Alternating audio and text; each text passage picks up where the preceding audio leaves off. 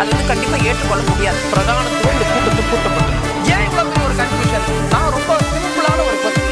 அவருக்கு வேற எந்த விதமான ரைட்ஸும் கிடையாது. நேர்பட பேசு நிகழ்ச்சிக்கு உங்கள் அனைவரையும் அன்போடு வரவேற்கின்றேன். இன்றைய நிகழ்ச்சியில் நாம் விவாதிக்க இருக்கக்கூடிய தலைப்பு என்பது நேற்று நடைபெற்ற தாவேகாவினுடைய சிறப்பு பொதுக்குழுவில் விஜயை முதல்வர் முகமாக முன்னிறுத்தி இருக்கிறார்கள். விஜய் தான் முதல்வர் வேட்பாளர், அந்த முன்னிறுத்தி தான் நாங்கள் கூட்டணி அமைப்போம் அப்படின்னு பேசியிருக்கிறார்கள். இது தொடர்பாக இன்னொரு புள்ளியும் விவாதிக்க வேண்டியிருக்கிறது. திரு எடப்பாடி பழனிசாமி அவர் தான் பிள்ளையார் சொல்லி போட்டாச்சு, களத்தில் இணக்கம் விட்டது, தாவேகா அதிமுகலாம் பேசியிருந்தார். இந்த விஜய் கருத்துக்கு பிறகு அவருடைய கருத்து என்பது கூட்டணி தொடர்பாக யாரும் கவலைப்பட வேண்டாம், மாவட்ட செயலாளர்களிடத்தில் அவர் பேசியிருக்கிறார், தானாகவே அதெல்லாம் நடக்கும் அப்படின்ற நம்பிக்கையை தெரிவித்திருக்கிறார். இந்த ரெண்டு புள்ளிகளை இணைச்சு தான் நம்ம தலைப்பை கட்டமைச்சிருக்கிறோம். விஜய் தேர்தல் கணக்கு என்ன, பழனிசாமி தேர்தல் கணக்கு என்ன, இது குறித்து தான் நம்ம பேச இருக்கிறோம். நான் விருந்தினர்களை உங்களுக்கு அறிமுகம் செய்து விடுகிறேன். மூத்த பத்திரிகையாளர் திரு பிரியன் அவர்கள், வணக்கம் பிரியன். எழுத்தாளர் ராம்கி அவர்கள், வணக்கம் ராம்கி. வழக்கறிஞர் அக்னீஸ்வரன் அவர்கள், வணக்கம் அக்னீஸ்வரன். நம்மோடு பத்திரிகையாளர் சுவாமிநாதன் அவர்களும் இணைந்திருக்கிறார். வணக்கம் சுவாமிநாதன். பிரியன், உங்களிடமிருந்தே தொடங்குறேன். ஒரு பெரிய எதிர்பார்ப்பு இருந்தது, விஜய் என்ன சொல்ல போறார் அப்படின்னு. அவங்க கரூருக்கு முன்பு என்ன நிலைப்பாடோ அதுதான், முதல்வர் வேட்பாளர் தான், அதுல எந்த சமரசமும் இல்லை அப்படின்னு. இதற்கு திரு பழனிசாமி அவர்களோட கருத்து என்னவா இருக்கும் அப்படின்ற இடத்தில் அவர் தான் என்ன நம்பிக்கை விதைச்சவர்ல. அவர் என்ன சொல்றாருன்னா, அதை பத்திலாம் எதுவும் கவலைப்படாதீங்க, அது தானாக நடக்கும் அப்படின்னா எப்படி? ரெண்டு பேரோட கணக்கு என்ன இதுல? இல்லை, அதாவது விஜய் பொதுக்குழுவில் அவர் நினச்சிருந்தாருன்னா நம்ம எதுவும் தெளிவுபடுத்த வேண்டாம், அப்படியே இந்த விஷயங்கள் அப்படியே போயிட்டுருக்கட்டும், எல்லோரும் அவங்கவுங்க யூகத்தில் என்னென்ன பேசுகிறாங்களோ பேசிட்டு போட்டோம், அதிமுக ஒரு பக்கம் அழைப்பு கொடுத்துட்டே இருக்கட்டும், பலவிதமான யூகங்கள் வந்துகிட்டே இருக்கட்டும், தினகரன் ஒரு பக்கம் விஜய் தலைமையில் கூட்டணினா ஸ்ட்ராங்காக இருக்குன்னு சொல்லிட்டு இருக்கட்டும் அப்படின்னு அந்த பேச்சுக்கள் அப்படியே கூட விட்டுருக்கலாம். அந்த இடத்துல பொதுக்குழுவில் ஒரு தீர்மானத்தை போட்டு அதுக்கு ஒரு தீர்மானமே போட்டு ஒரு முடிவு கட்டார் அப்படின்னா அவர் கொஞ்சம் தெளிவாக தான் இருக்காருன்னு அர்த்தம். அதாவது கடந்த கரூர் சம்பவத்துக்கு அப்புறம் ஒரு மாத காலமாக அதிமுகலேருந்து விடப்பட்ட பல்வேறு அழைப்புகள் இருக்குல்ல, உங்கள் கட்சியை அழிச்சிருவாங்க திமுகன்ற அளவுக்கு அதிமுகலேருந்து சொன்னாங்க இல்லையா, அதெல்லாம் பார்த்துட்டு கூட இல்லை நாங்கள் விஜய் தலைமையில் தான், மக்கள் விரும்பும் முதல்வர் விஜய் தலைமையில் தான் கூட்டணி, அதிகாரத்தில் பங்கு போன்ற விஷயங்களை மீண்டும் வலியுறுத்துகிற ஒரு விஷயம். அது மட்டும் இல்லை, சரி தீர்மானத்தில் போட்டுட்டு விட்டுருவாங்கன்னு பார்த்தான்னா விஜயே பேசும்போது என்ன சொல்கிறாரு, எங்களுக்கும் திமுகவுக்கு தான் போட்டி அப்படின்னு சொல்றது மூலமாக இப்போதும் சொல்கிறேன் அப்படின்னு சொல்லி அதை போட்டி யாருக்கும் கேட்குறாரு. அவங்க திருப்பி திமுக தாவேகாவுக்கு தான் போட்டின்னு அவங்க சொல்கிறாங்க.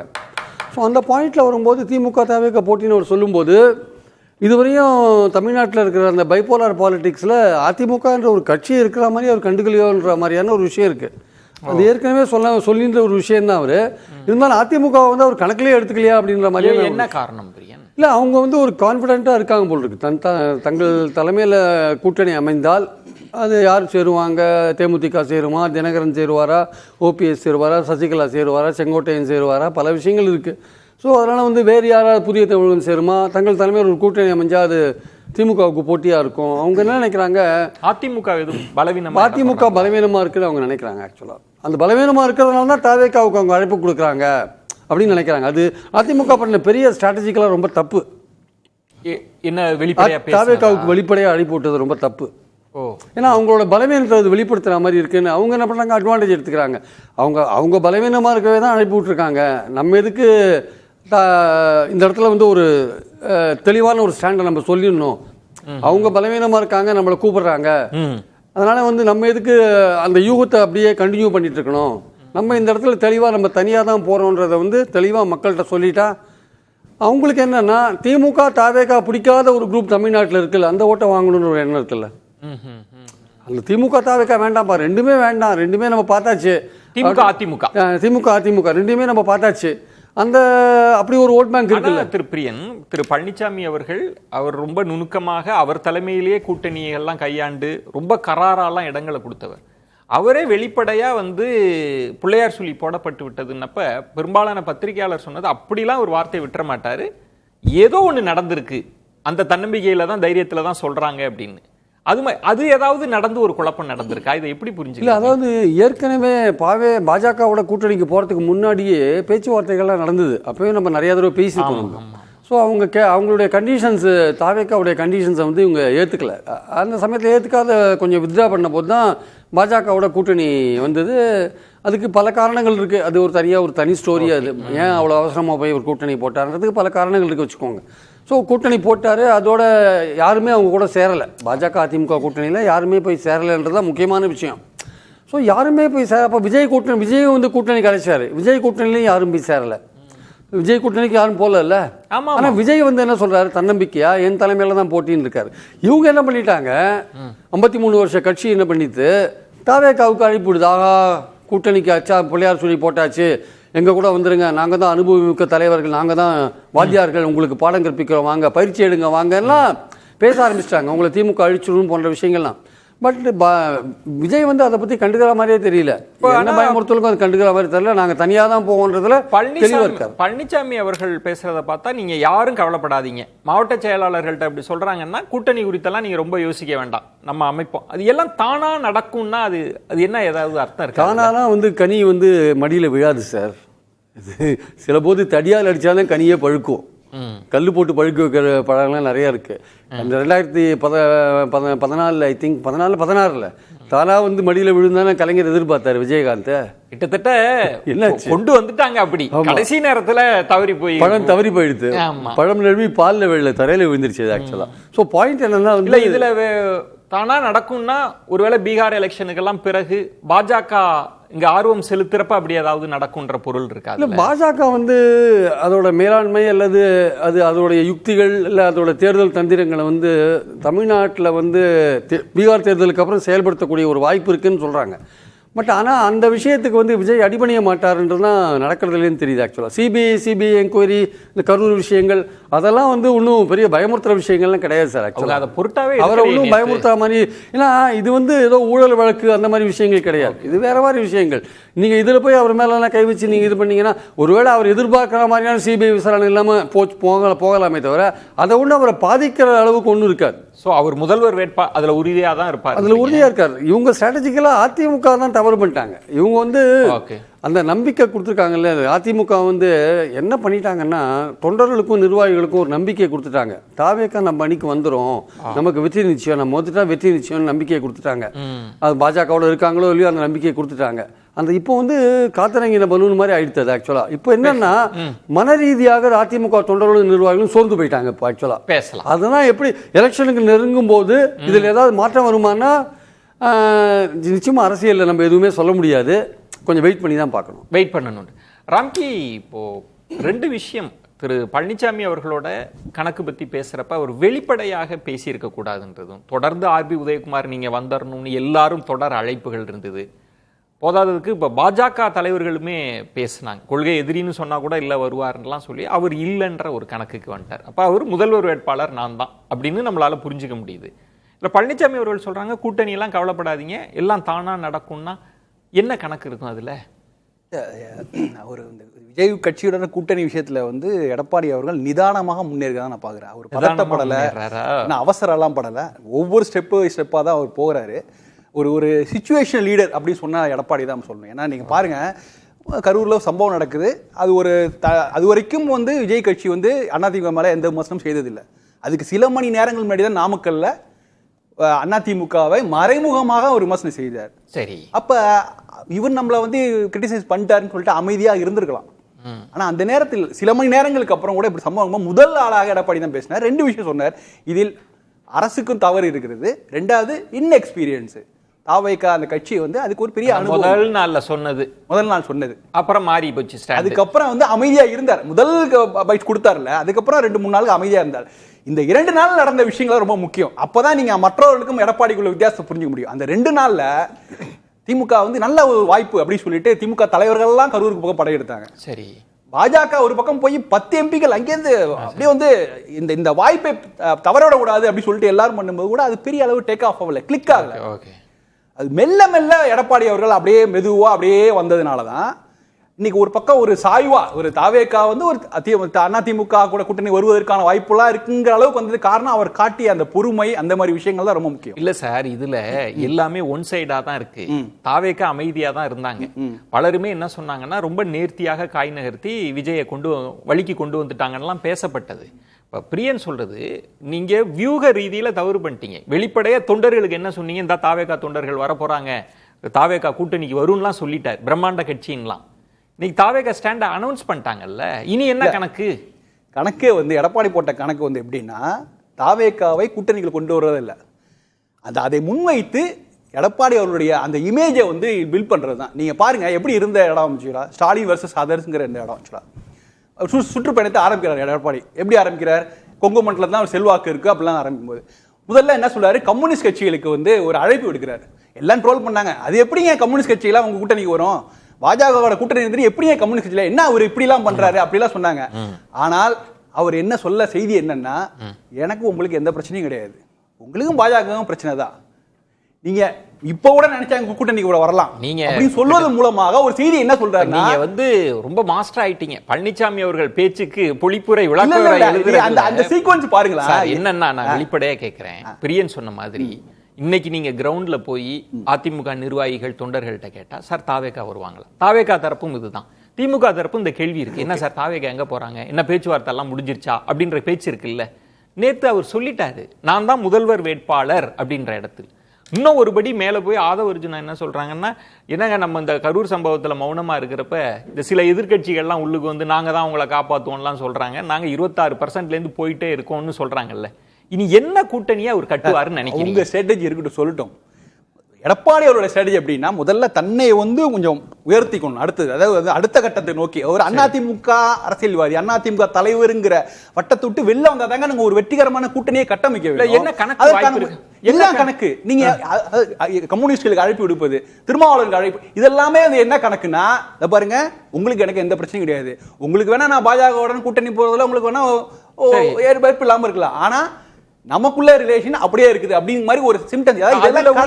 இல்ல அதுல இருக்கிற சிக்கல் பிரியன் சுட்டி காட்டின மாதிரி அது உங்கள் பலவீனத்தை காமி. இப்ப நீங்க அழைச்சி வந்துட்டாங்கன்னா ஓகே சார், இல்ல வந்துட்டீங்கன்னா மாட்டாங்க தெரியும், அவங்க பாஜக கூட்டணி இருக்கும்போது எப்படி ஒரு பாஜக தாவேகாவை எதுக்காக அழைக்கிறாரு, பாஜகவையும் கூட வைத்துக் கொண்டுதான் அவர் தாவேகாவையும் கூட்டணிக்கு அழைக்கிறார்கள். ரெண்டு பேர் சார், ரெண்டு. இப்போ நான் என்ன கேட்கிறேன்னா, நீங்க சொல்றீங்க அதுல ஒரு பெரிய வியூகம் கூட இருந்திருக்கலான்றது. இப்ப இல்ல, தாவேகா நிலைப்பாட அனௌன்ஸ் பண்ணிருச்சு.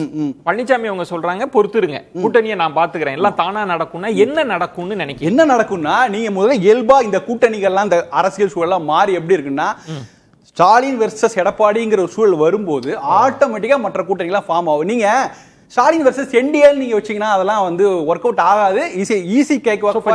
நீங்க சொல்றது ஸ்டாலின் வெர்சஸ் பழனிசாமி அவங்கன்னு வருகிற போது கூட்டணி அரேஞ்ச்மெண்ட்ஸ் நிச்சயமா மற்ற அரேஞ்ச்மெண்ட்ஸ்லாம் கூட வருவாங்க. அப்பவே பை டிஃபால்ட் அப்போ வந்து உங்களுக்கு என்டிஏ எல்லாம் கொஞ்சம் ஸ்ட்ரெngthen ஆகும். பிரம்மாண்ட கட்சி வருமா?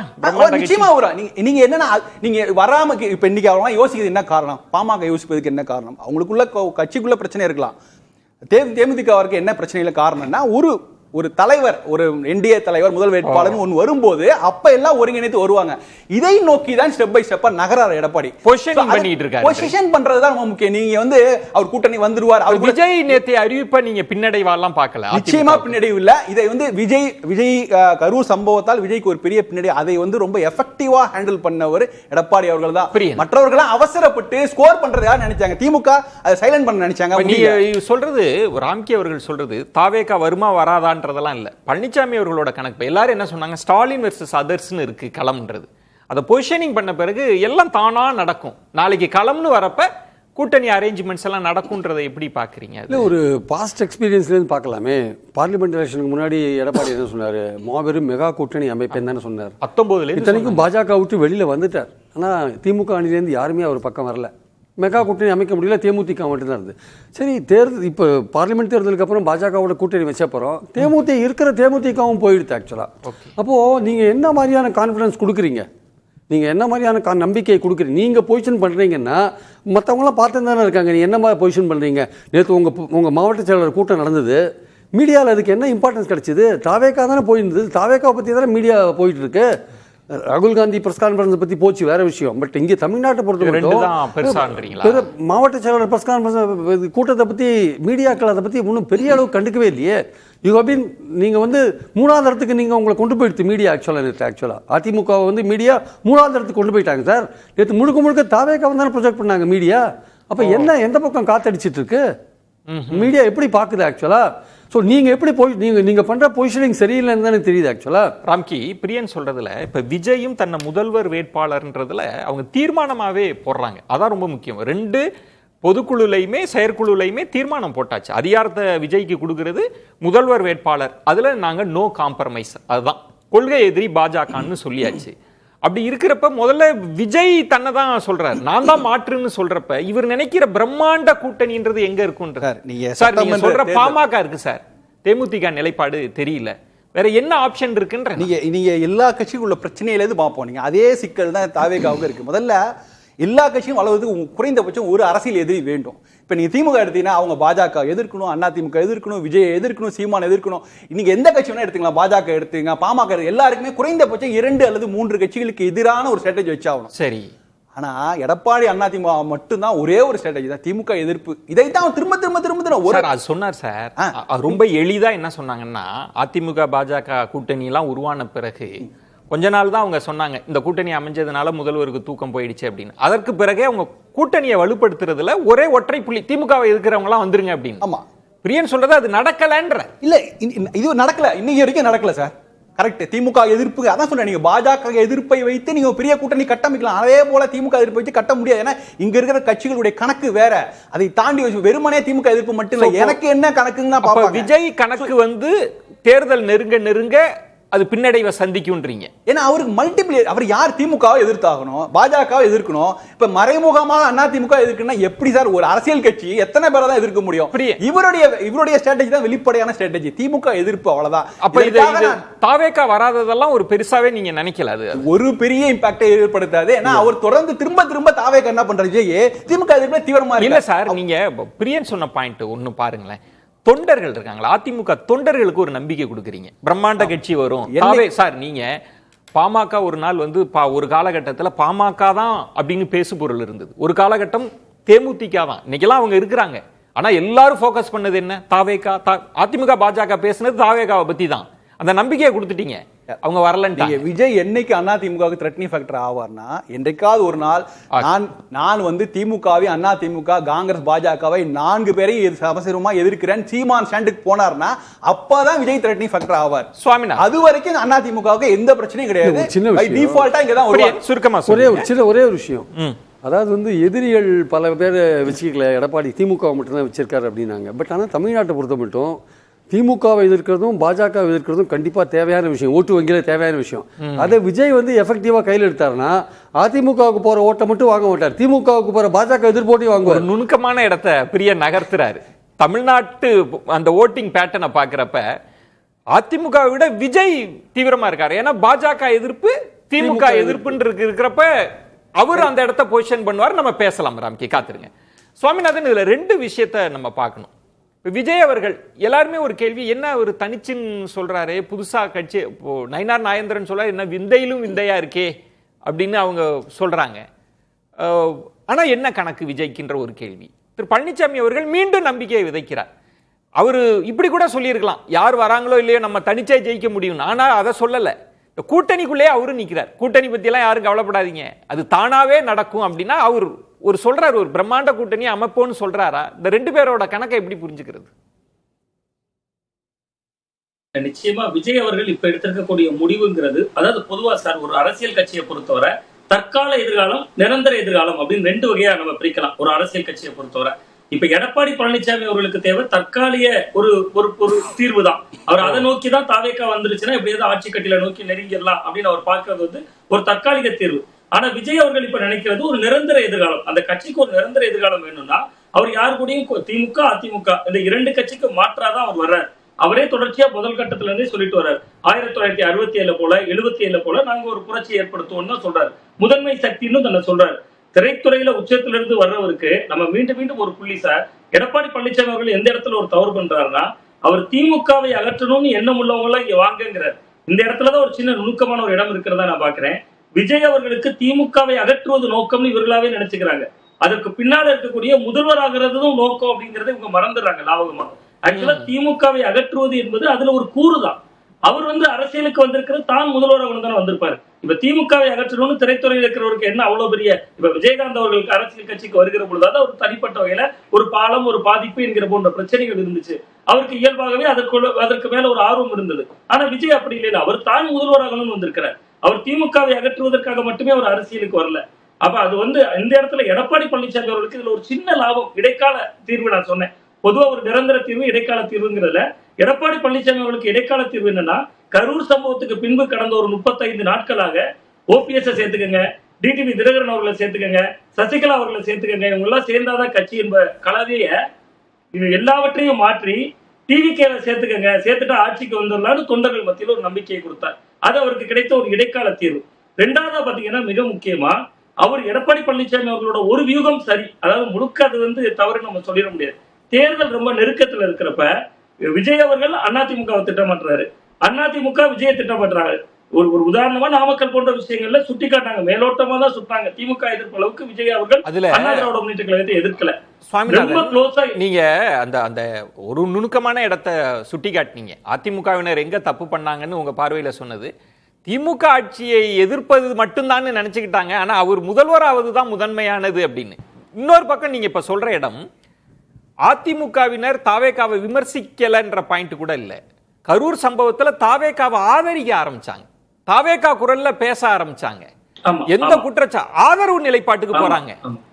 ஆனா தாவேகா மைல்டு டோன்ல அதிமுகவை விமர்சிக்குது அல்லது உதாசீனப்படுத்துறாங்க. இப்ப நேத்து ஆதவர்ஜுனா பேசுறத பார்த்திருப்பீங்கல்ல, ஒரு எதிர்கட்சி சொல்லுது நம்மள வந்துருங்க சொல்லுது, நம்ம 26% உதாசீனப்படுத்துற டோன் இருக்கிறதா நீங்க பாக்கலையா?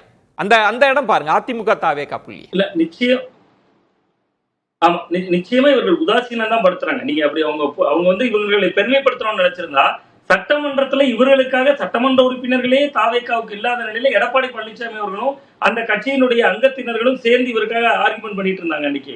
அது விஷயத்தை தாண்டி நீங்க பாத்தீங்கன்னா விஜய் அவர்கள் நேரடியா இப்ப ஆதவர்ஜுனா அவர்களுடைய பேச்ச அறிவார்ந்தவர்கள் கேட்பாங்களே ஒழிய விஜய் பேச்சு தான் ரசிகர்கள் கிட்ட கடைக்கோடி வரைக்கும் கடைமட்டம் வரைக்கும் போய் சேரும். விஜய் அவர்கள் நேரடியாக இன்னும் கடுமையான விமர்சனங்கள் எல்லாம் திமுக அளவுக்கு இவங்க முன்வைக்கல. அது ஒரு பக்கம் இருந்தாலும் கூட இதுல இன்னொரு மிக முக்கியமான விஷயம் என்னன்னா சார், இதுல அதிமுகவுக்கு ஒரு சின்ன லாபம். அவங்க என்ன கணக்கு போடுறாங்கன்னா, அதிமுக இதுக்குள்ள என்ன கணக்கு போடுதுன்னா, ஒருவேளை தேர்தல் ரொம்ப நெருக்கத்துல திமுக அதிமுக தாவேகா மும்முனை போட்டி வரும்போது எங்கேயாவது இவர் திமுக எதிர்ப்பை விதைச்சுக்கிட்டே இருக்காரு விஜய், இந்த இடம் தான் அதிமுக கோட்டை விட்ட இடம் சார். கடந்த 4.5 ஆண்டுகள் எதிர்கட்சி அரசியல்ல அவர்கள் எத்தனை வீரியமிக்க போராட்டங்கள் பண்ணினாங்க என்பது ஒரு கேள்விக்குறி. இன்னைக்கு நீங்க ஒரு மிகப்பெரிய அளவுல நடைபெற்ற அந்த கோவை பாலியல் வன்கொடுமைக்கு கூட ஆர்ப்பாட்டம் பண்ணாங்க, அண்ணா பல்கலைக்கழக மாணவிக்கு பண்ணாங்க. இந்த அதிமுக இல்ல. விஜய் ஜெயலலிதா அவர்களுடைய காலத்துல பார்த்தா தமிழகம் முழுவதும் ஏதோ ஒரு பேரூராட்சியில ஏதோ ஒரு ஊராட்சியில ஒவ்வொரு வாரத்திலையும் மாவட்ட கழக அலுவலகங்கள் சார்பில் ஆர்ப்பாட்டம் நடந்துகிட்டே இருக்கும். அதுதான் மக்கள் மன்றத்துல அண்ணா திராவிட முன்னேற்ற கழகத்தை ரொம்ப எதிர்கட்சி வரிசையில ரொம்ப ஆக்டிவா வச்சிருந்துச்சு. அப்ப இன்னைக்கு இதுல என்ன லாபம் எடப்பாடி பழனிசாமி அவர்களுக்குன்னா, அவர் திமுக எதிர்ப்ப அந்த அளவுக்கு விதைக்க முடியல, ஆனா அதை ரொம்ப எளிதா விஜய் அவர்கள் பரப்பிட்டு இருக்காரு மக்கள் மன்றத்துல. சோ இப்ப அதிமுக இதுக்குள்ள என்ன லாப கணக்கு போடுறாங்கன்னா, ஒருவேளை திமுக அதிமுக தாவேகான் மும்முனை போட்டி ரொம்ப கூர்மையாகிற போது ஒருவேளை தாவேகா ஜெயிக்காதுன்னு யாராவது தோணக்கூடிய மக்கள், திமுக இவ்வளவு தப்பு பண்ணுதா, நம்ம அந்த ஓட்டை அதிமுக போட்டுருவோம் அப்படின்னு நினைக்கக்கூடிய சூழல் கூட அவங்க நினைக்கிறாங்க. ஆனா அப்படி விஜய் ரசிகர்கள் ஓட்டை ஈர்க்கவும் முடியாது. விஜய் ரசிகர்கள் அவர்கள் வெற்றி என்பதை தாண்டி அந்த தாவேகா என்கிற ஒரு சின்னத்துக்கு அல்லது அந்த விஜய் என்கிற ஒரு முகத்திற்கு விடக்கூடிய வாக்கு, அந்த வகையில் இதுல விஜய் அவர்களுடைய நிலைப்பாடு ரொம்ப சரிங்கிறத தான் சார் நான் பாக்குறேன். விஜய் அந்த நிலைப்பாடுன்றது ஒரு ஆபத்து இருக்குல்ல திரு சுவாமிநாதன். நீங்க ராம்கி சொன்ன மாதிரி இங்க என்ன நடக்குது அப்படின்னா, பொசிஷனிங் பண்றது தான். இப்ப தாவேகா என்ன சொல்லுதுன்னா, திமுகவுக்கு எதிர் நாங்க தான் இருக்கோம், பொசிஷனிங்ல தான் அந்த இது இருக்கு. இப்ப களம் சூடேற திமுக எதிர்ப்ப ரொம்ப தீவிரமா விஜய் முன்வைக்கிறாருன்னு வைங்க. பிரியன் சொன்ன மாதிரி கவனம் அவர் மீது போகுதுன்னா, பார்வையாளர்கள் அல்லது வாக்காளர்கள் இது திமுகவுக்கும் தாவேகாவுக்கும் போட்டின்னு நினைச்சிட்டாங்கன்னு வைங்க, அட்வான்டேஜ் தாவேகாவுக்கு போயிரும்ல. அப்படி ஒரு ஆபத்து இருக்குல்ல அதுக்குள்ள. இல்ல, தாவேகா ஒரு கவனம் ஈர்க்கும், அதுல எல்லாம் எந்த மாற்று கருத்தும் கிடையாது. களத்துல தேர்தல் நெருக்கத்துல தேர்தல் ஜனநாயகத்துல ஒரு 20 நாட்கள் மட்டுமே தேர்தலுக்கு இருக்கிறப்ப நான் மிக முக்கியமா ஒரு விஷயம் சுட்டிக்காட்ட விரும்புறேன் சார். அவர் கரூருக்கு வராரு, நாமக்கல் வராருங்கும் போதே ஒரு 27,000 30,000 பேர் மக்கள் கூடுறாங்க. ஒரு இடத்துல இருந்து அவரால் இன்னொரு இடத்துக்கே இடம்பெயர முடியல, பெருங்கூட்டம் சூழ்ந்துக்குது.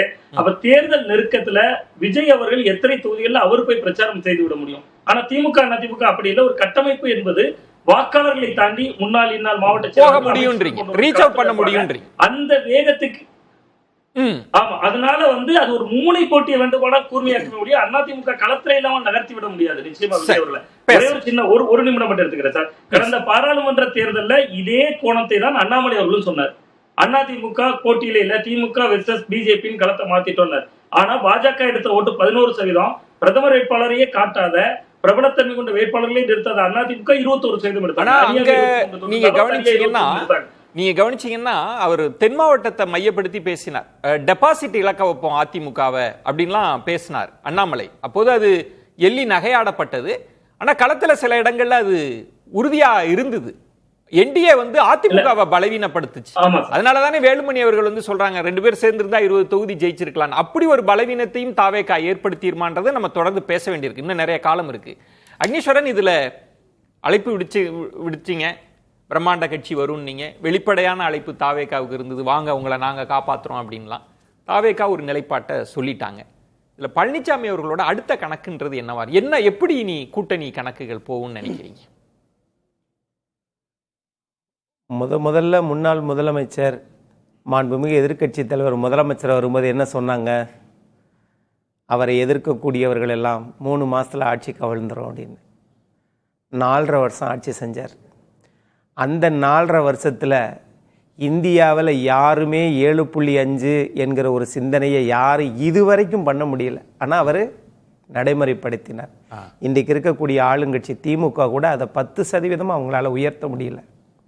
அதனால் அந்த 4.5 ஆண்டு காலம் கழித்து கட்சி என்ன தான் போனாலும் முதலமைச்சர் பதவி தான்ப்பா, கட்சி எப்படிப்பா அவர்கிட்ட வரும் அப்படின்னா 2 பொதுக்குழுவை கொட்டி கட்சியை கைப்பற்றியாச்சு.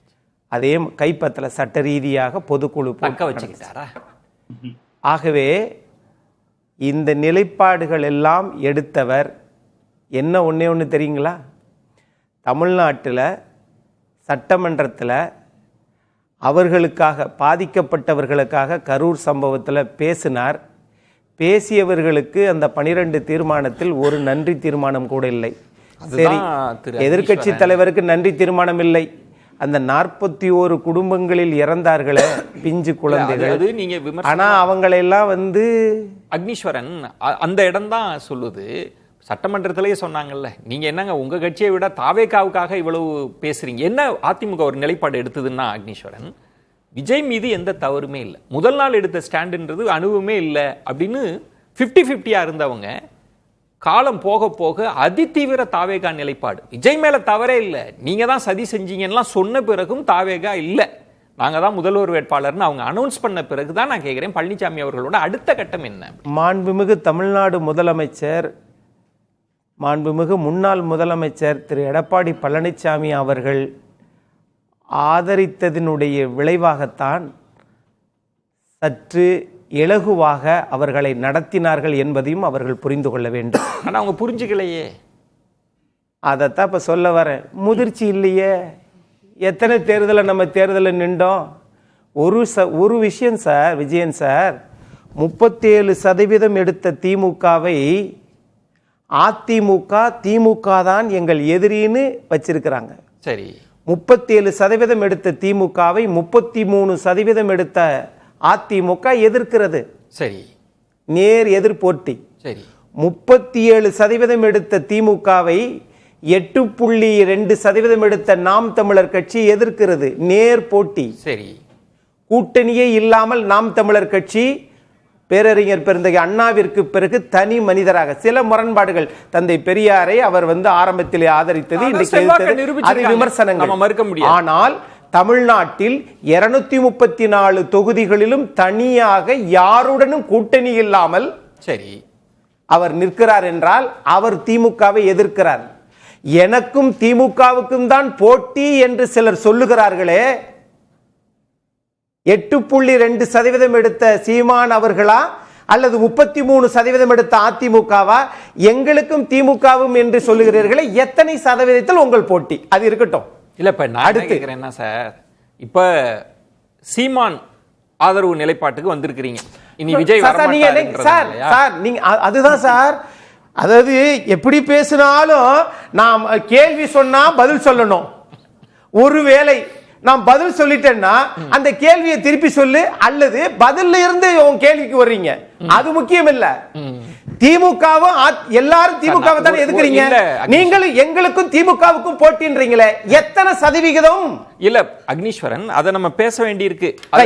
அது தாவேகாவினர் இல்ல, ஒரே ஒரு பாயிண்ட் தாங்க, அதை தாவேகாவினர் கூட கேட்கலாம், அவங்க வியூக வகுப்பாளர்கள்லாம். நான் என்ன கேட்கிறேன்னா, இனி பழனிசாமி அவர்களோட அந்த மெகா கூட்டணி, அந்த பிரம்மாண்ட கட்சி, அந்த கணக்குகள்லாம் இனி எப்படி போகும்னு கேட்கிறேன், எப்படி இனி நடக்கும்ன்றது. சார் நான் அதை தான் இப்படி ஆரம்பத்திலிருந்து அதை தான் சொல்ல வரேன் நான்.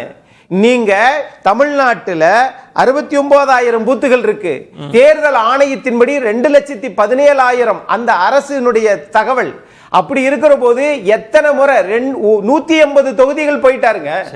ஆகவே மக்களினுடைய நாடி துடிப்பையும் அவர்களுடைய திட்டங்களையும் திமுகவினுடைய வெறுப்பையும் அறுவடை செய்யக்கூடிய ஒரே இயக்கம் அதிமுக தான்.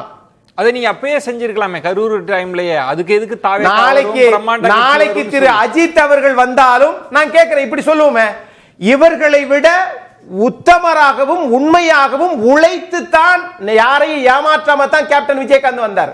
அவரை ஏன் கலைஞர் அவர்கள் முதுபெரும் தலைவர் கூப்பிட்டாரு? அவர் 60 ஆண்டு காலம் அரசியல் சார். டாக்டர் கலைஞர் கருணாநிதி அவர்கள் ஏன் பழம் நழுவி பாலில் விழுந்ததுன்னு சொல்றீங்க? இல்ல இல்ல, நீங்க சொன்ன பொதுச் செயலாளர் கூப்பிட்டா மட்டும் ஏன் கூப்பிட்டீங்க? நாளைக்கு சிவகார்த்திகேயன் கட்சி ஆரம்பிச்சு இளைஞர் பட்டாளம் வந்தாலும் எதிர்பார்ப்புகள் எல்லாருக்கும் அப்படின்னா திமுக தனியா நிக்குமா? உங்களுக்கு எதிர்பார்ப்பு இருந்தால் அது ஜனநாயகம்.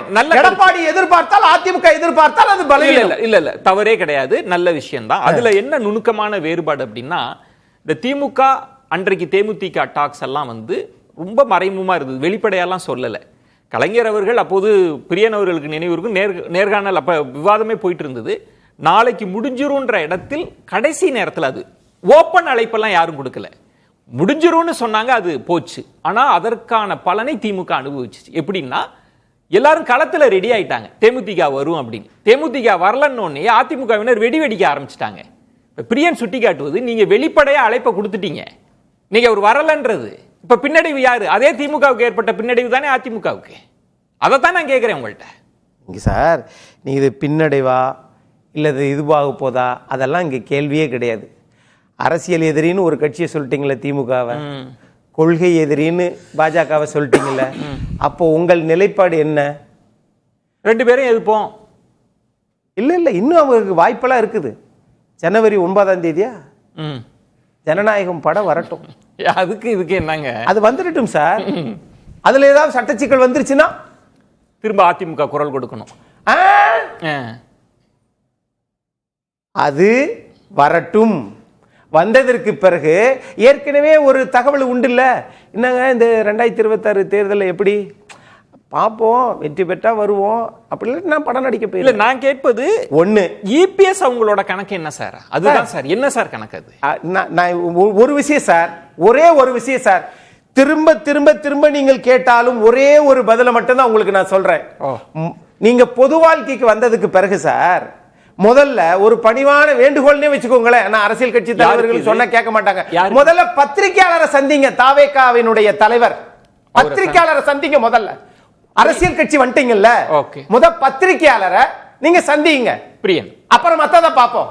அதுல நீங்க சொல்லுங்க, ஏங்க நீங்க அரசியல் கட்சியில அரசியல் எதிரி திமுக, கொள்கை எதிரி பாஜக, அப்போ உங்களை நம்பி இதுவரைக்கும் எத்தனை கட்சிகள் வந்ததுன்னு பத்திரிகையாளர் கேட்பாங்கல்ல. இப்போ கிட்டத்தட்ட பழனிசாமி அவர்களோட வியூகம்ன்ற இடத்துல அக்னீஸ்வரன் தாவேக மீதான விமர்சனங்களை முன்வைக்கிறாங்க.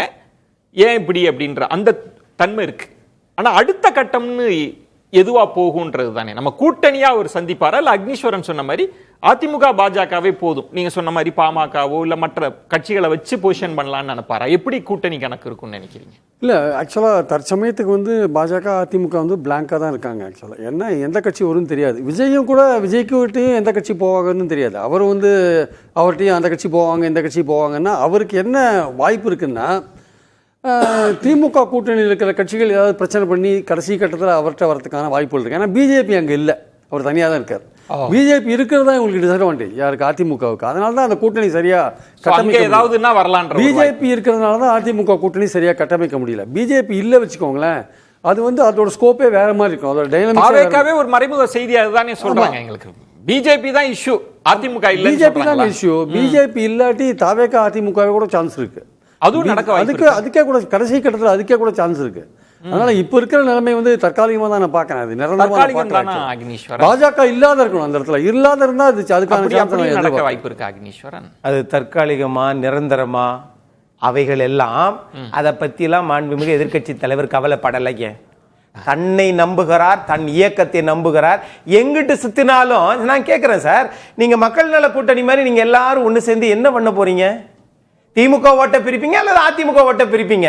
ரெண்டு பேரையும் சமமா பிரிச்சாலும் திரும்ப அதிமுக ஆளுங்கட்சி அல்லது திமுக எதிர்கட்சி. அப்படித்தானே நிலைமை. உங்களுடன் வர வேண்டியது ஒண்ணு காங்கிரஸ், அதையாவது நீங்க சொல்றீங்களா? திரு டிடிவி தினகரன், திரு ஓபிஎஸ் இவர்களை வைத்து நீங்கள் இது பண்ண போறீங்களா? சொல்லுங்க. அதுக்கு தான் நீங்க பத்திரிகையாளர் முதல்ல சந்திங்க.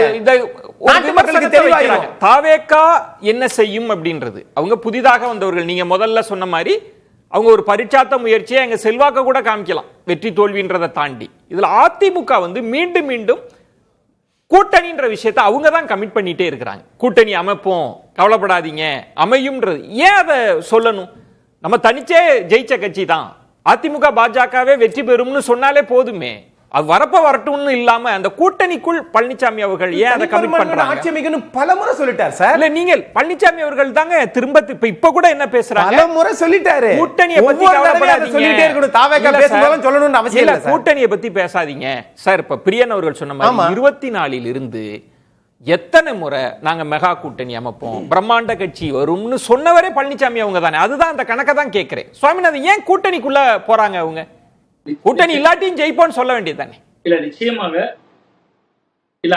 அந்த பழைய கால அண்ணா திராவிட முன்னேற்ற கழகமா இன்னைக்கு இல்ல. அது அக்னி அண்ணன் அவர்கள் ஏற்றுக்கொண்டாலும் ஏற்றுக்கொள்ளாவிட்டாலும் ஒரு காலகட்டத்துல அது வந்து விஜய் ஜெயலலிதா அவர்களுடைய காலத்துல கூட்டணியே தேவையில்லை. கூட்டணிக்கு வந்து சின்ன சின்ன கட்சிகள் அமைப்புகளை சேர்த்துக்கிட்டா கூட அவங்களை கூட இரட்டை இலை சின்னத்துல போட்டியிட வச்ச கட்சி அண்ணா திராவிட முன்னேற்ற கழகம். அந்த அளவுக்கு இருந்த இயக்கம் இன்னைக்கு கடந்த ஒரு 10 தேர்தல்களாக தொடர்ந்து தோல்வியை சந்தித்துக் கொண்டிருக்கிற பொழுது அவர் தொண்டர்கள் மத்தியில நம்பிக்கை விதைக்கணும். அடுத்து நம்ம ஆட்சிக்கு வர போறோம் அப்படிங்கிற அடிப்படையில தான் கூட்டணி வரப்போது, மெகா கூட்டணி வருது, பிரம்மாண்ட கூட்டணி வருது என்பது போன்ற வார்த்தைகளை சொல்றாங்க. பேசலாம். இந்த புள்ளி ஒரு முக்கியமான பாயிண்ட். நம்ம இதுக்குள்ளே இன்னும் கூட பேச முடியும்னு நினைக்கிறேன். அப்ப தொண்டர்களுக்கு நம்பிக்கை கொடுக்கிறதுக்கு தான் கூட்டணி குறித்து பேசுறாங்களான்றது ஒரு இடைவெளிக்கு பிறகு நம்ம பேசலாம். காத்திருங்க. ராம்கி, சுவாமிநாதன் சொன்ன ஒரு பாயிண்ட்ன்றது இந்த கூட்டணி குறித்து தொடர்ந்து பழனிசாமி அவர்கள் அல்லது பாஜக தரப்புல இருக்கிற முக்கிய தலைவர்கள் பேசுனதுக்கு காரணம் தொண்டர்களுக்கு நம்பிக்கை கொடுக்கறதுக்கா? அதுக்காக தான் பேசுனாங்க அப்படின்னா தாவேகா வரலன்றப்ப அது பின்னடைவு தானே? இப்ப இல்ல அது தொண்டர்களுக்கு நம்பிக்கை கொடுப்பது அதெல்லாம் இல்ல. அதாவது கூட்டணி பற்றிய கணக்குகள் இன்னைக்கு என்டிஏ கூட்டணியே இன்னும் வந்து ஒரு முழுமையான ஒரு ஃபார்மேட்டுக்கு வரல. அப்படி இருக்கும்போது நீங்க இவர் கூட கூட்டணி அவர் கூட கூட்டணிக்குள்ள எந்த விதமான கமிட்மெண்ட்டுக்கு இன்னைக்கு அவர் போக மாட்டார். ஆக்சுவலா நீங்க அதான் சொல்ற அவர் முதல்ல அவர் தன்னை பொசிஷன் நீங்க எப்படிப்பட்ட சூழல் பாருங்க. ஒரு வெறுப்பு வளையத்துக்குள்ள இருந்தார் எடப்பாடி. நீங்க கட்சிக்குள்ளேயே அவருக்கு எதிரான பாஜக கூட்டணி இருந்த பிறகு அந்த பாஜக சில தலைவர்கள் எதிராலாம் பேசினாங்க. ஸோ அப்படி இருக்கும்போது முதல்ல நீங்க எப்படி உங்களை அப்ரோச் பண்ணணும்? பதிலுக்கு பதில் சில தலைவர்களா இல்ல ஒரு தலைவரா? ஸோ அப்படிப்பட்ட எதிர்ப்பை வந்து எப்படி எதிர்கொள்ளணும்னா நீங்க வந்து இப்படிதான் இந்த மாதிரியான அப்ரோச் தான். நீங்க ஏன்னா முதல்ல உங்களை பொசிஷன் பண்ணும் எல்லாம். ரெண்டாவது இந்த மாதிரி ஒரு எனக்கு யார் மீதும் வெறுப்பு இல்லை, நீங்க வாங்க அப்படின்லாம் ஒரு அழைப்பு விடுப்பதன் மூலமாக தன்னை ஒரு பெரிய தலைவர் ஸ்டாலின். நான் யாரையும் வெறுக்கல, நமக்கு ஒரே எதிரி திமுக தான். அந்த ஸ்ட்ராட்டஜியை தான் அவங்க கடந்து. நீங்க திமுக எதிர்ப்பு தான் முன்வைக்கிறாரு, அதுல நான் மாற்று கருத்து இல்ல. திமுக எதிர்ப்பு மட்டும் போதாது. நீங்க திமுக எதிர்ப்பு இப்ப விஜய் வந்து திமுக எதிர்ப்பை மட்டும் நம்பினார்னா அடுத்த கட்டம் ஒரு திமுக எதிர்ப்பை எடப்பாடி முன்வைக்கிறார், சீமான் வைக்கிறார். என்ன ஒரு கிரவுண்ட் எப்படி வேணாலும் இருக்கட்டும் ராம்கி, அது 4 முனை போட்டியா கூட இருக்கலாம். நம்ம 3 முனைன்னு சுருக்க முடியாது. ஏன்னா சீமான் அவர்கள் களத்துல இருக்கிறாங்க, அதை நம்ம நிராகரிக்கவே முடியாது. ஆனா சுவாமிநாதன் அவர்கள் சொன்னதும் பிரியன் அதை தான் தொட்டு காமிச்சார். நீங்க கூட்டணின்னு கமிட் பண்ணிட்டீங்கனாலே இப்பவும் பழனிசாமி அவர்கள் என்ன சொல்றாங்க? கூட்டணி பத்தி நீங்க கவலைப்படாதீங்க, நான் பாத்துக்கிறேன், தானா நடக்கும்ன்றது. அது நடக்காம போயினா பிரச்சனை தானேன்றது தானே அவர் கேட்டது. இல்ல அப்ப வந்து எல்லா தரப்புமே கூட்டணிங்கிறது நிச்சயமா வேணுங்கிறது முடிவுல இருக்காங்க. விஜய்க்கும் அந்த நினைப்பு இருக்குது, அவருக்கும் சாய்ந்து கொள்ள நிச்சயமா தோள்கள் தேவை. நீங்க அந்த எந்த தோல்ல சாயறாங்க வெளிப்படையா சொல்லிட்டா அவருக்கு நல்லது. அவர் சொல்லிட்டார். நீங்க இந்த தோள்கள்ன்றது உங்களோட ஃபேவரட் டயலாக், கரூர்ல இருந்து சொல்லிட்டு இருக்கீங்க. அவரும் சாஞ்சுக தான் சொன்னாரு. ஆனா நான் சாஞ்சுக்கல, என் தோல்ல சாஞ்சுக்கிறேன். விஜய் முதல்வர் வேட்பாளர், வேறு யாரு தோல் வேணாலும் சாய்ந்து கொள்ளட்டும். ஆனா யார் மேல சாயிறாங்க அவர் பின்னணி என்ன தெரியாதுல்ல. எப்படிங்க தனியா எப்படிங்க ஒரு தேர்தலை எதிர்கொள்ள முடியும்? அது அவங்க நம்பிக்கை சார். நீங்க வந்து 1000 கேள்வி கேட்கலாம். சரி, ரைட். அவங்க எங்களுக்கு 30% கூட அவங்க நம்பலாம். அது தப்போ சரியோ, நாங்க தனிச்சுதான், நாங்க தான் முதல். அதுல ரொம்ப முக்கியமான பாயிண்ட் சுவாமிநாதன் அவர்கள் சொன்னது, திமுக ஆட்சியை அகற்ற வேண்டும் என்பது 2வது இலக்கு தான். விஜய் முதல்வராக வேண்டும் என்றதுதானே முதல் இலக்கு. அப்ப நீங்க எப்படி பொசிஷன் பண்றீங்க? எனக்கும் திமுகவும் எங்களுக்கு தான் போட்டி நீங்க சொல்றீங்களே. அப்ப நீங்க என்ன பண்ணிருக்கணும்னா, சீமான் பண்ணாத விஷயங்கள், எடப்பாடி பண்ணாத விஷயங்களை நீங்க செய்யணும். என்ன செய்யணும்னா, கதவை திறங்க, காட்டு வரட்டும். கதவை தட்டுறாங்க நிறைய பேர் வந்து உங்க கூட கூட்டணி சேர்றதுக்கு. எவ்வளவு பேர் தட்டுறாங்க. எடப்பாடி பிடிக்காதவங்க, சீமான பிடிக்காதவங்களாம் வந்து கதவை தட்டுறாங்கல்ல. கதவை திறங்க, கூட்டணியோட கை போடுங்க. எல்லாம் இனிமேல் திறக்கலாம். ராம்கி தாவேக்காவுல இந்த கரூர் நிகழ்வுக்கெல்லாம் பிறகு நடக்கிற கட்சி ரீதியான மாறுதல்கள்ன்றது அதை நோக்கி அவங்க நகர்றாங்க. வெளியில இருக்கிற ஆட்களை அகாமடேட் பண்ணலாமா, அதெல்லாம் அடுத்தடுத்து செய்வாங்க. நீங்க இப்ப ஆரம்பித்தால்தான் ஒரு பர்செப்ஷன் வரும். திமுக வெர்சஸ் தவேகாங்கிற பர்செப்ஷன். நீங்க எடப்பாடியை முந்து நினைக்கிறீங்களா, உங்களால் சீமான முந்துறதுக்கே கொஞ்சம் தடுமாற்றம் தான். ஆனா நீங்க எடப்பாடியை முந்து நினைக்கும் போது அப்ப நீங்க என்ன பண்ண, ஒரு கூட்டணியை நீங்க இறங்கி கட்டமைக்கணும். நீங்க பனையூரை விட்டு வெளில வந்து எல்லா தலைவரும் சந்தித்து கூட்டணி கட்டமைப்பு. அவர்கள் சொல்றது பழனிசாமி அவர்களுக்கு இருக்கிற சவால் கூட்டணி கட்ட முடியலன்னு பேசுறது, விஜய்க்கு என்ன சவால்ன்றதுதான் அவர் பண்றாரு. இல்ல நீங்க எப்படி என்ன செய்வீங்க? முதல்ல பேசும்போதே சொன்னேன், இப்போ விஜயும் கூட்டணிக்கான கதவை திறந்து வச்சிருக்காரு. இன்னும் யாருமே போகாத இருக்காங்க. எல்லாமே தேர்தல் நெருக்கத்தில் வந்து எந்த கூட்டணி ஸ்ட்ராங்கா இருக்கும் அந்த கூட்டணியில் சேரலான்ற ஒரு முடிவில் வருவாங்க. இப்போ தினகரன் போன்றவர்கள்லாம் விஜய் தனியா இருந்தாலே போய் சேரதுன்னு ஒரு முடிவுக்கு வந்துட்டு அவர் வெளிப்படுத்துறாரு. திமுகவுக்கும் தாவேகாவுக்கும் தான் போட்டின்ற அளவுக்கு தினகரன் வந்து இன்னைக்கு பேசுறாருன்னு நம்ம பார்க்குறோம். பட் திமுகவை அதிமுக எதிர்க்கிற விஷயம் இருக்குல்ல, அதை மட்டுமே மக்கள் நம்பி இனிமேல் ஓட்டு போடுவாங்கன்னு சொல்ல முடியாது. திமுகவை அதிமுக பலகாலமாக எதிர்த்துட்டு இருக்கு. நீங்களும் திமுகவும் அதிமுகவும் கிட்டத்தட்ட ஒரே மாதிரியான ஸ்கேலில் வச்சு பார்க்குற வாக்காளர்கள் லட்சக்கணக்கில் இருக்காங்க. அந்த வாக்காளர்களுக்கு நம்பிக்கையை பெறறதுக்கு அதிமுகவில் முடியுமானா முடியாது. அதோட திமுக எதிர்ப்பு போராது. ஆனால் புதுசாக வந்திருக்கிற ஒருத்தர் திமுகவையும் அதிமுகவும் சேர்ந்து எதிர்க்கிற வச்சுக்கோங்க, அது வந்து ஒரு நம்பிக்கையை உருவாக்கும். அக்னீஸ்வரன் அந்த நம்பிக்கையை தாவேகா பெற்றால் அவங்க கொஞ்சம் மேலே வரதுக்கு தானே வாய்ப்பு இருக்குன்னு சொல்றாரு. நம்பிக்கை வந்து அவங்க வந்து பிரதமருக்கு கூட நாங்கள் தான் அடுத்த பிரதமர் சொல்லலாம் சார். அது முக்கியம் இல்லை சார். தமிழ்நாட்டில் 234 தொகுதிகளில் நீங்கள் எந்த இடத்துல இப்போ பிரிகேடு நிறுவனம் நீங்கள் வந்து அந்த இதில் நடந்தது சதுப்பு நில காடுகளுக்கு அறிக்கை விட்டீங்க. ஆனால் அதிமுக நீதிமன்றத்தை நாடி அதே அதிமுக அரசாங்கம் இருக்கிற போது வேலியை அமைச்சாங்க. அது மாதிரி ஒரு குழு ராமன் குழு, PS ராமன் குழு போட்டாங்க. இது நடவடிக்கை இது முக்கியம். வெறுமனே வந்து தீர்மானங்களை நிறைவேற்றிட்டு அது மாதிரி திருவாரூரில் அது மாதிரி நெல் சாகுபடி தீர்மானம், ஆனால் எதிர்க்கட்சி தலைவர் களத்தில் என்றால் முதலமைச்சர் கூட போகலைங்க. ஆகவே இங்க செயல்படணும். எதனால இவங்க ஒப்பீடு இன்னொன்னு சொல்றாங்க சார், இன்னொன்னு சார், நம்ம 4 கட்சியை தாண்டி கூட எங்க வேணாலும் போய்க்கலாம். ஆனா நான் பிரதமர் ஆகணும், நான் முதலமைச்சர் ஆகணும். சார் தமிழ்நாட்டில் 63 கட்சி இருக்கு சார். 63 கட்சி தலைவர்களும் நான் முதலமைச்சர் சொல்றாங்க. ஆனா ஒரே ஒரு முதலமைச்சர் தான் தமிழ்நாட்டுக்கு தேவை. அப்போ எந்த செயல்பாடுன்னு பார்க்கணும். இன்னொரு விஷயம், 26% அது யார் சார் சொன்னது? அந்த 26% யாரு? நம்மளே எடுத்துக்கிறதா? 30% பேர் வாக்களிக்கவே இல்லைங்க. அப்ப 26% நீங்க நம்பல சார். சார் இந்த ஸ்ட்ராட்டஜியை சொல்லி தான் சார் நம்ம சரி சார் 26% கரெக்ட் சார். இப்படி சொல்லி தானே திமுக விட்டு நம்ம வெளியே வந்தோம். அப்படி சொல்லி தானே நாம 15வது இடத்துல இருந்ததை 3வது இடத்துக்கு நம்ம இடம் பிடிச்சோம். இன்னைக்கு 3வது இடத்துல இருக்கிறோம். எப்படி சொல்றது இப்படி? ஆகவே இவர்களுடைய நோக்கம் என்பது சில பேரை உருவாக்கலாம் என்று கனவு காணலாம். ஆனா பிரசாந்த் கிஷோர் பிரதமரை உருவாக்கி இருக்கலாம், முதலமைச்சர் உருவாக்கி இருக்கலாம். ஆனா அவரால் சட்டமன்ற உறுப்பினராகவே ஆக முடியலையே. சுவாமிநாதன் இப்ப இந்த விவாதத்தில் தன்மையே பார்க்கிறப்ப இப்போ நம்ம இபிஎஸ் அவங்களோட கணக்கு பத்தி பேசுறோம். இனி அதிமுக தாவேகான்ற பரஸ்பர விமர்சனங்கள் வர தொடங்கிருமோ? அதுதான் அக்னீஸ்வரன் கருத்துல வெளிப்படுதோ? எதிர்த்துருங்க, அமைதியா இருந்த அந்த வாக்குகள் எங்க வரும்? நம்ம உழைக்காமலேயே மேல வந்துடலாம்னா எத்தனை கட்சி தொண்டர்கள் எத்தனை வருஷமா இருக்கலாம். தாவேகா மீதான அட்டாக் இருக்குமா? அதை நோக்கி அது அவர்கள் முதல் பத்திரிகையாளர் சந்திக்கட்டும். எங்களுடைய எதிரி திமுக அதிமுக என்று சொல்லட்டும். சொன்னதற்கு பிறகு இங்குள்ள கட்சிகள் தங்கள் நடவடிக்கையை ஆரம்பிப்பாங்க. நிச்சயமா அக்னியனை ஒரு விமர்சனத்தை, முக்கியமான ஒரு விமர்சனத்தை முன்வைத்தாரு. விஜய் அவர்கள் இந்த எத்தனை பத்திரிகையாளர்கள் சந்திப்பை நடத்தியிருக்காரு, மக்கள் எப்படி ஓட்டு போடுவார்கள் என்று கேட்டாரு. பிரதமர் மோடி அவர்கள் எத்தனை பத்திரிகையாளர்கள் சந்திப்பை நடத்தியிருக்காரு என்பது தெரிஞ்சா அவர்களோடு கூட்டணியில் இருக்கிற அக்னீஸ்வரன் அண்ணன் அவர்கள் சொல்லலாம், அவர்கள் பிரதமரே ஆக முடியுது. அப்ப தமிழ்நாட்டுல ஓட்டு வாங்குறதுக்கு ஒரு பத்திரிகையாளர்கள் சந்திப்பு நடத்தாதது வந்து பெரிய தாக்கத்தை ஏற்படுத்தும் அப்படிங்கிறதுல எனக்கு நம்பிக்கை இல்லை. இன்னொன்று, அவர் பிரதமர் ஆயிட்டாரு, அவர் பிரதமர் ஆயிட்டாரு. இல்ல அதுல அவரு சொன்னதுல ஆகாமலே 26%, 30%, 80% சொன்னா அப்ப மத்த கட்சியில என்ன தேர்தலில் நிக்க கூடாதா? அக்னீஸ்வரன் பேசினாலே போதும். பிரதமர் சந்திக்கலன்றதையும் சுட்டி காட்டுறார். இதுல கூடுதலாக நம்ம தமிழ்நாட்டை பத்தி பேசிட்டு இருக்கோம். பத்தியே சொல்றேன். தேசிய கட்சிகளை பத்தி பேசல. ஜெயலலிதா அவர்கள் பத்திரிகையாளர்களுக்கு தெரியும், முதல்வரானப்ப 2011 நினைக்கிறேன், எல்லா செய்தியாளர்கள்ட்டையும் சொல்லி செவ்வாய்க்கிழமையோ வியாழக்கிழமையோ நான் வந்து வாரந்தோறும் பத்திரிகையாளர்களை சந்திப்பேன்னு சொன்னாங்க. அதுதான் அவங்க கடைசி சந்திப்பு. அதுக்கு பிறகு கடைசி வரைக்கும் அவங்க சந்திக்கவே இல்லை. அது ஒரு கிரைட்டீரியாவா? பத்திரிகையாளர்களை சந்திக்கணும் தகுதியா? ஒரு பெண்மணியாக இருந்து 69% இடஒதுக்கீட்டை நடத்தி காட்டினாங்க. நம்ம இங்க என்ன பண்ணிக்கிறோம்? ஓகே, நல்லத பேசுவோம், ஆனா இல்லாத ஒரு இதுவே பிம்பத்தை உருவாக்கி நம்ம மக்கள்கிட்ட கொண்டு போய் சேர்த்து நம்ம வந்துடலாம் நினைக்காதீங்க. உழைக்கணும், அதுக்கு உழைக்கணும்ன்றார் விஜய். களத்துக்கு வராம சொல்லுங்க. விஜய் அவர்கள் இன்னும் உழைப்பை செலுத்தணும், கூடுதலாக செலுத்துகிற பொழுது அண்ணா திராவிட முன்னேற்ற கழகத்துக்கு தான் ரொம்ப சிக்கலை ஏற்படுத்தும். அதனால விஜய் அவர்கள் இப்போது செய்கிற பாலிடிக்ஸை செஞ்சாதான் அது அண்ணா திராவிட முன்னேற்ற கழகத்துக்கு நல்லது. ஒன்று. இன்னொன்று, அன்னை ஜனநாயகன் படம் ரிலீஸ் ஆகட்டும், அதுக்கு பிறகு பார்ப்போம்னாரு. ஜனநாயகன் படம் ரிலீஸ் ஆகிவிட்டது என்று சொன்னால் அதுல இன்னும் எவ்வளவுலாம் பஞ்சு டைலாக் வச்சிருக்காரு தெரியாது திமுக அரசுக்கு எதிராக.